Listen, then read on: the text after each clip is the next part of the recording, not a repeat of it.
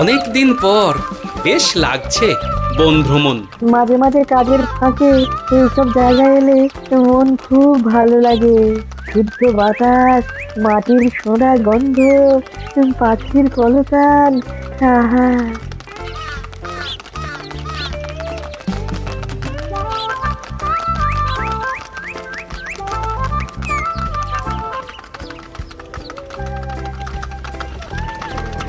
মহারাজের রথ থামছে। আমরা এইখানে বসে আজ রাজকার্য পরিচালনা করব। মন্ত্রী, তুমি ঝটপট এখানে বসার বন্দোবস্ত করে দাও। আমি এক্ষুনি ব্যবস্থা করে দিচ্ছি মহারাজ। এই এখানেই আমাদের বসার জন্য ছাউনি করে দাও। এক্ষুনি করে দিচ্ছি মন্ত্রী মশাই।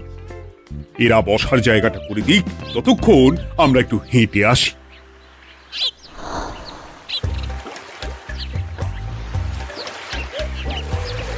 সকালবেলা হাঁটা শরীরের পক্ষে খুব ভালো মহারাজ।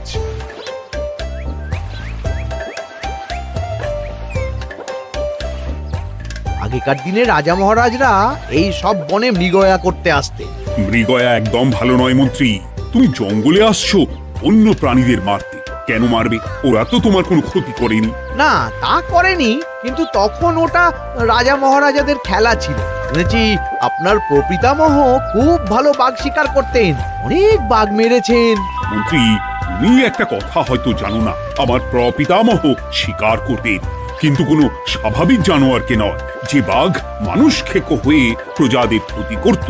আমার প্রপিতামহ সেই সমস্ত বাঘদেরই মারতেন। এছাড়া উনি বন্য প্রাণী সংরক্ষণ করতে বড়ই ভালোবাসতেন।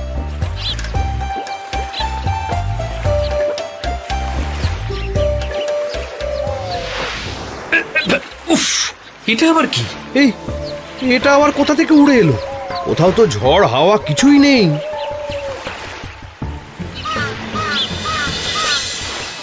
একটা ধাঁধা মহারাজ, এই কাগজে লেখা। ধাঁধা? পড়ো দেখি। জোয়ার ভাটা প্রভুর খেলা, ভাটা হবে হলে বেলা। ভাটা হলেই দেখা যাবে লাল রঙের এক পাথর পাবে। নদীর ধারে গর্ত করে যত্নে সাজাই কলস ভরে। হেথায় হোথায় ছড়িয়ে যাহা, অন্ধকারে জলে তাহা। ঢুকলে চক্ষু ঝলসে যাবে, হাতের কাছে ঘন্টা পাবে। ঠিক ঘন্টা বাজলে পরে পড়বে ঝরে থরে থরে। ঘন্টা যদি হয় ভুল, যেন তুমি হারাবে কুল। ঠিক ঘন্টা চিনতে হলে নকশা দেখো চক্ষু খুলে। সিন্দুক দেওয়ালে হাত দাও, আসল ঘটনা জেনে নাও। ওরে বাবা, খুব দীর্ঘ ধাঁধা। তা মন্ত্রী, তুমি কিছু বুঝলে? এটা একটা গুপ্তধনের নকশা। এর মধ্যে গুপ্তধন কোথায় আছে তার একটা ধারণা দেওয়া আছে। গুপ্তধন? ওটা আমাকে পেতেই হবে, পেতেই হবে। দেখি দেখি, একবার কাগজটা দাও। গোপাল, কাগজটা আগে আমার হাতে দাও, দেখি ভালো করে। এখন নদীতে জোয়ার চলছে গোপাল। একটু পরেই ভাটা শুরু হবে। হ্যাঁ, ভাটা না হলে কিচ্ছু বোঝা যাবে না। এখানে স্পষ্ট লেখা আছে, ভাটা হলেই দেখা যাবে লাল রঙের এক পাথর পাবে। তার মানে আমাদের ভাটা হওয়া পর্যন্ত অপেক্ষা করতে হবে। না, সময় নষ্ট না করে ধাঁধাটার সমাধান করতে শুরু করি।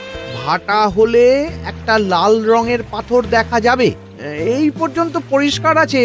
বুঝতে হবে ওর পর থেকে। পড়ো গোপাল, চলো আমরা সবাই বুদ্ধি লাগাই। নদীর ধারে গর্ত করে যত্নে সাজাই কলস ভরে। এটার অর্থ, ধাঁধাটা মাথায় বসিয়ে নিয়েছি, এবার কে কি বলবে সেটা শুনতে হবে।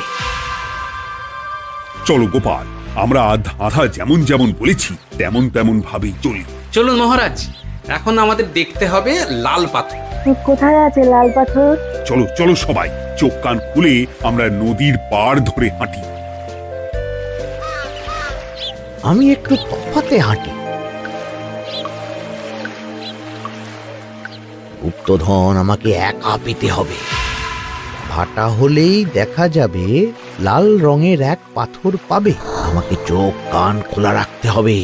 লাল পাথর, নদীর চড়ায় লাল পাথর দেখতে হবে। লাল পাথর, লাল পাথর। ওটা কি? এই তো লাল পাথর, লাল পাথর। ওরা অনেকটা এগিয়ে গেছে, ওদের আমার দিকে নজর নেই। এই সুযোগ একা একা গুপ্তধন নিয়ে পালাবো।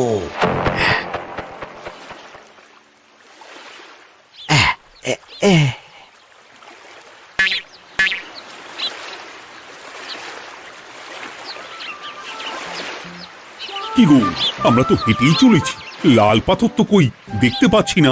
আরেকটু হাঁটতে হবে মহারাজ, গুপ্তধন বলে কথা, ওকে আর সহজে ধরা দেয়? সেটা অবশ্য সঠিক কথা। আচ্ছা, আমরা সবাই তো আসছি হেঁটে হেঁটে, মন্ত্রী মশাই গেলেন কোথায়? ও কি যে ঘটে! সত্যি তো, মন্ত্রী কোথায়? ও সেনাপতি, মন্ত্রীকে দেখেছো? কই না তো মহারাজ। তাহলে কোথায় গেলেন মন্ত্রী মশাই? এই জঙ্গলে বাঘ ভাল্লুক আছে, শেষে কিনা বাঘে নিল।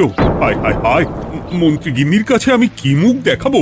হুম, বাঘ ভাল্লুকের পেটে যাবার লোক তো মন্ত্রী মশাই নন। ও গোপাল, কি ভাবছো? কিছু তো একটা বলো। এখন আমাদের মন্ত্রী মশাইকেই খুঁজতে হবে। তবে মন্ত্রী মশাই বাঘ ভাল্লুকের পেটে যায়নি। তুমি নিশ্চিত হচ্ছ কি করে? অত পেঁচালো মানুষকে বাঘ ভাল্লুক গন্ধ শুকেই ছেড়ে দেবে, হজম করতে পারবে না। না না না, এখন রসিকতা করার সময় নয়, আমাদের মন্ত্রীকে খুঁজে বার করতেই হবে। কোথায় গেল মন্ত্রী? চলো চলো, গুপ্তধন মাথায় থাক, চলো মন্ত্রীকে খুঁজি। আহ, মন্ত্রী কোথায় গেল কে জানে। একবার পুরো ধাঁধাটা ঝালিয়ে নি। ভাটা হলেই দেখা যাবে লাল রঙের এক পাথর পাবে। ভাটা হয়েছে, লাল রঙের পাথরের মাথায় চাপ দিয়ে গুহার মুখও খুলেছি। এবার নদীর ধারে গর্ত করে যত্নে সাজাই কলস ভরে। এটাই তো ঠিক বুঝতে পারছি না।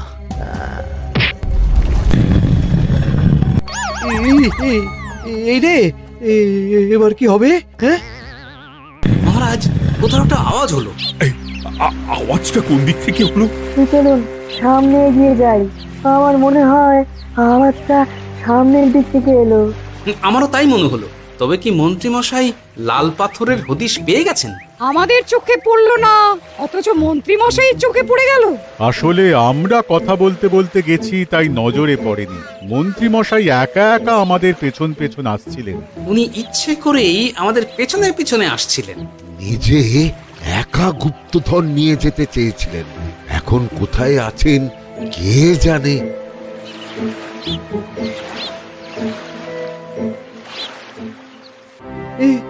অন্ধকারে কিছু দেখতে পাচ্ছি না তো। দাঁতাতে কি ছিল? হ্যাঁ, কি ছিল? হেথায় হোথায় ছড়িয়ে যাহা, অন্ধকারে জলে তাহা, ঢুকলে চক্ষু ঝলসে যাবে, হাতের কাছে ঘন্টা পাবে। পেয়েছি পেয়েছি, ঘন্টাটা পেতে হবে। ঘন্টা। ভাটা হলেই দেখা যাবে লাল রঙের এক পাথর পাবে, নদীর ধারে গর্ত করে যত্নে সাজাই কলস ভরে, হেথায় হোথায় ছড়িয়ে যাহা, অন্ধকারে জলে তাহা, ঢুকলে চক্ষু ঝলসে যাবে, হাতের কাছে ঘন্টা পাবে। ঠিক ঘন্টা বাজলে পরে পড়বে ঝরে থরে থরে, ঘন্টা যদি হয় ভুল যেন তুমি হারাবে কুল। ঠিক ঘন্টা চিনতে হলে নকশা দেখো চক্ষু খুলে, সিন্দুক দেওয়ালে হাত দাও, আসল ঘটনা জেনে না। এবারে ভালো করে ঠান্ডা মাথায় ভাবতে হবে। ভাটা হলেই দেখা যাবে লাল রঙের এক পাথর পাবে। সেই লাল পাথরটাই তো খুঁজে পাওয়া যাচ্ছে না, অথচ মন্ত্রী মশাই খুঁজে পেলেন। আওয়াজটা কোথা থেকে আসছিল? এই কাছে পিঠে এই কোথা থেকে আওয়াজটা আসছিল।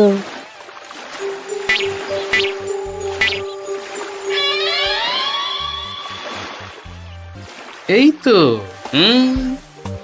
এটাই মনে হয় সেই লাল পাথর। একটু নাড়িয়ে চাড়িয়ে দেখি তো কিছু হয় কিনা।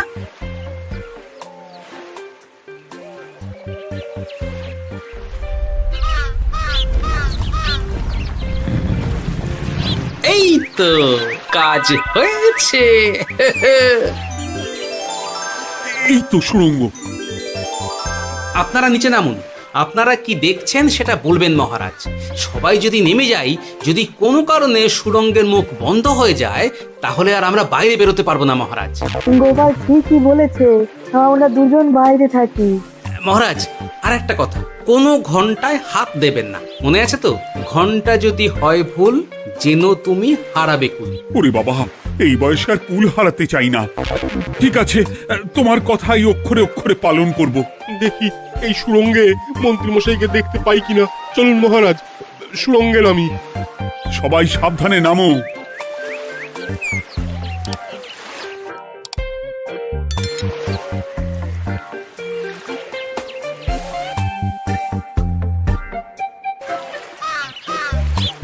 মহারাজ, ওখানে কি কি দেখতে পাচ্ছেন? ওখানে কি মন্ত্রী মশাই আছেন? না গোপাল, মন্ত্রীকে এখনো দেখতে পাইনি। শুধু আমি এখানে অজস্র পাথর দেখতে পাচ্ছি। পাথরে পাথরে ছয়লা, ছোট বড় অজস্র। পাথরগুলো বড় অদ্ভুত, কিরকম কিরকম মানুষ মানুষ গড়ন। লম্বা বেঁটে হরেক রকম। মানুষ মানুষ গরম, সেটা কি রকম? আর কিছু? কোনো কলসি কি দেখতে পাচ্ছেন? কলসি তো দেখতে পাচ্ছি না। মহারাজ, কলসি থাকতেই হবে, কারণ ধাঁধায় লেখা আছে নদীর ধারে যত্ন করে যত্নে সাজাই কলস ভরে। গর্তটা আসলে হলো সুড়ঙ্গ, কিন্তু কলস। মহারাজ, মহারাজ, এইদিকে এইদিকে একটা কলসের মতো কি যেন আছে। এইদিকে আসুন, এদিকে এদিকে। হ্যাঁ গোপাল, দেখতে পেয়েছি। এবার আমি যেরকম যেরকম বলবো সেই রকম সেরকমই করবেন। আমি বিজ্ঞানীকে নদী থেকে জল তুলে পাঠিয়ে দিচ্ছি। পাত্র কোথায় পাবে? আমাদের জল খাবার যে পাত্র আছে সেটা আনতে লোক পাঠাচ্ছি। ঠিক আছে। শুধু একটা কথা বলছি, আপনারা কেউই সুড়ঙ্গের ভেতরে কোনো কিছুতে হাত দেবেন না। কেন গোপাল? সব পরে বলবো, এখন আমি যা বলছি সেটা শুধু মনে রাখুন। সুড়ঙ্গের ভেতরে কিছুতে হাত দেবেন না। ঠিক আছে। প্রহরী, তুমি যাও, যেখানে আমাদের বসবার আয়োজন করা হয়েছে সেখানে গিয়ে একটা জলের পাত্র নিয়ে নদী থেকে জল ভরে নিয়ে এসো। গোপাল, মন্ত্রী মশাই কোথায় গায়েব হয়ে গেলেন? কোথাও গায়েব হয়ে যাননি বিজ্ঞানী, কোথাও গায়েব হয়ে যাননি উনি ওই সুড়ঙ্গের ভেতরেই আছেন। কিন্তু কেউ তো ওনাকে দেখতে পাননি। সম্ভবত পাথর হয়ে আছে। এখন কিভাবে পাথর হয়েছেন সেটা তো আমি বলতে পারবো না। সবটাই স্বপ্নের মতো লাগছে। ঠিক যেন স্বপ্নের মতো লাগছে। এই জীবনে সুরঙ্গ দর্শন হয়ে গেল। আমাদের পাতাল প্রবেশ। পাতালে আসিয়া আমি মনে মনে বলি, গুপ্তধর নিয়ে আমরা যেন সৎ পথে চলি। তোমার এখনো কাব্য আসছে সভাকবি? আসছে মানে কাব্যের সাথে আছে রোমাঞ্চ, করছে গা শীত, হচ্ছি আমি অধীর। মহারাজ, জল দিয়ে বিজ্ঞানীকে পাঠাচ্ছি। কি করতে হবে বিজ্ঞানীকে সব বলে দিয়েছি। তুমি ভেতরে আসবে না? আসবো ঠিক সময়ে। এখন আমি যেমন যেমন বলবো আপনি ঠিক তেমন তেমন করবেন। ঠিক আছে।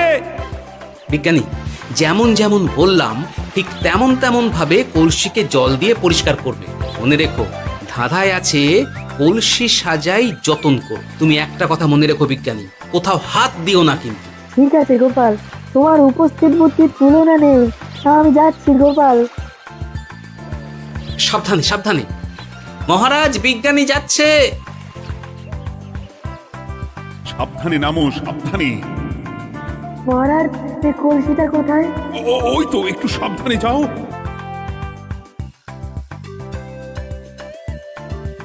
বিজ্ঞানী, কলসির দেখা পেয়েছো? পেয়েছি পেয়েছি পেয়েছি। এবারে কলসিটাকে ভালো করে জল দিয়ে ধুয়ে দাও। কলসির আলোয় সুড়ঙ্গ আলোকিত গোপাল। এরপর কি? ভালো করে দেখুন মহারাজ, কোথাও ঘন্টা দেখতে পাচ্ছেন কিনা? ঘন্টা?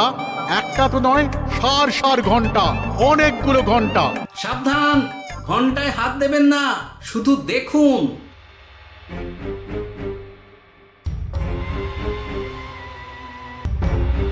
মহারাজ, আমরা গুপ্তধনের খুব কাছে চলে এসেছি। তাই নাকি? কি মজা কি মজা, এবার খাবো ক্ষীরের গজা। আহ, সভাকবি চুপ করো। এখনো আমরা গুপ্তধন পাইনি। বাবার মুখে দাঁড়িয়ে সবগুলো তারা আঁকা। বিজ্ঞানী, কোনো ঘন্টায় চাঁদের নকশা করা আছে কি একটু দেখে বলো না। আমি আতস কাজ নিয়েই দেখছি, সব ঘন্টাতেই তারা আঁকা। খবরদার কোনো ঘন্টাকেই ছোঁবে না। ঠিক আছে, কোনো কিছু না ছুঁয়ে আমি দেখছি। পেয়েছি গোপাল, চাঁদ আঁকার ঘন্টা পেয়েছি। ওই ঘন্টাটা বাজাও, বাজাও।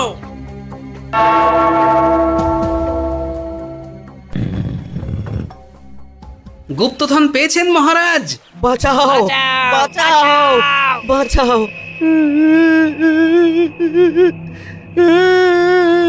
বাঁচান মহারাজ, বাঁচান বিজ্ঞানী, মহারাজ, মন্ত্রীর গলা পাচ্ছ না?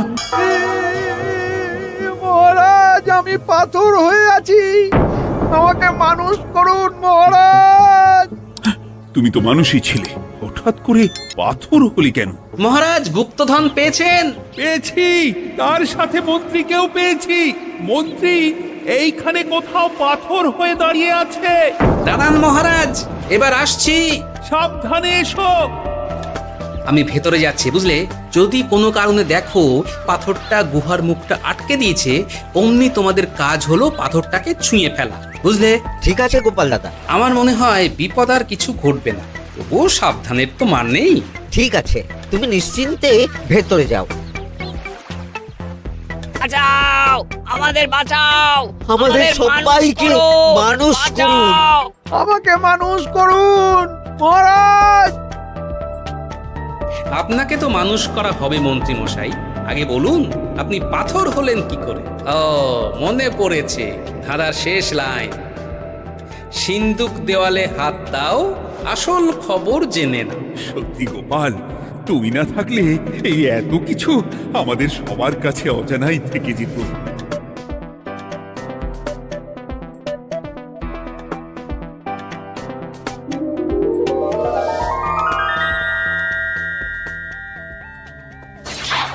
ধন্যবাদ আমাকে মুক্ত করার জন্য। আপনি কে? আমি যক্ষ। আমাকে এই ধন সম্পত্তি পাহারা দেওয়ার জন্য এক ডাকাত দলের সর্দার যক্ষ করে রেখেছিল। আমি 100 বছর ধরে এইখানে যক্ষ হয়ে আছি। আমি তোমার জন্য মুক্ত হলাম গোপাল। এই সম্পত্তি তোমার গোপাল। সম্পত্তি নিয়ে আমি কি করব? আমি এই সব সম্পত্তি মহারাজকে দান করলাম, রাজ্যের অনেক কাজ হবে। তুমি ধন্য গোপাল, তুমি ধন্য। এবার আমার যাবার সময় এসেছে, আমাকে যেতে হবে। যাবার আগে এই পাথরগুলোকে মানুষ করে যান। এরা সব লোভী। আমি আমার সীমিত ক্ষমতায় এই গুপ্তধনের ধাঁধাকে এখানে যারাই ভ্রমণ করতে আসে তাদের হাতে তুলে দিই, কিন্তু কেউ এই ধাঁধার সমাধান করতে পারে না। সবার মনে লোভ কাজ করে, এই লোভ এদেরকে পাথর করে রেখেছে। পাথর হলো কি করে? একটা মানুষ এসে বুক ভরা লোভ নিয়ে আধা পুরো না জেনে পাথরে হাত দিলেই সে পাথর হয়ে যাবে। আমাদের ভুল হয়েছে, আর লোভ করবো না, আমাদের বাঁচাও। আমাকে মুক্ত করে দিন, আমার খুব ভুল হয়েছে মহারাজ, মুক্ত করে দিন আমায়। তুমি এখানে আগে এসেছিলে, তাই তো আগে এসে ভাবলে নিজেই একা একা গুপ্তধনকে হরপ করে দেবে। এদিকে তোমাকে না দেখতে পেয়ে আমাদের কত চিন্তা হচ্ছিল। যারা লোভী তারা কারো কথা ভাবে না, শুধু নিজের কথা ভাবে। আমাকে আর একটা সুযোগ দিন, আমি আর লোভ করব না মহারাজ। ও, তোমার কথার কোনো দামই নেই। না মহারাজ, আমাকে আর একটা সুযোগ দিয়ে দেখুন, আমি আর লোভ করব না, আমাকে মানুষ করুন মহারাজ। আমাদের সবাইকে মানুষ করুন, দয়া করে মানুষ করুন। যক্ষরাজ, এদের আপনি ক্ষমা করে দিন। ঠিক আছে, তোমাদের আবার মানুষ করে দিচ্ছি।